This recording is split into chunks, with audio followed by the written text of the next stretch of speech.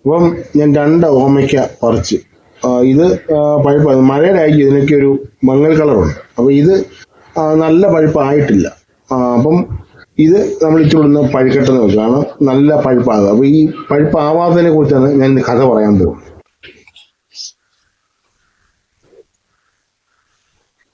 ഓമയ്ക്ക അധികം പഴുത്തില്ലെങ്കിൽ, ശരിക്കും പറഞ്ഞാൽ അധികം പഴുക്കാത്തതാണ് അത്. 2 കാരണം. ഒന്ന്, ഭയങ്കരമായിട്ട് പഴുത്ത് കഴിയുമ്പോൾ ഇതിന്റെ വിറ്റാമിൻസ് പലതും നഷ്ടപ്പെടും.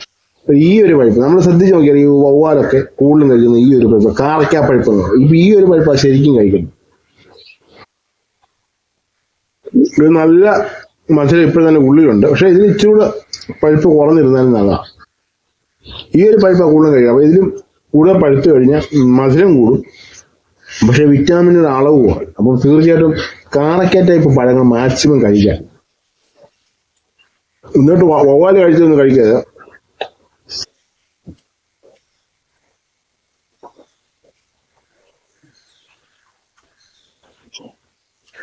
കഷണമാണെങ്കിലും ദൈവം കണക്ക് കൂട്ടുവാൻ തരുന്നുണ്ട്. പുതിയൊരു വീഡിയോ ആയിട്ട് നമുക്ക് വീണ്ടും കണ്ടുമുട്ടണം.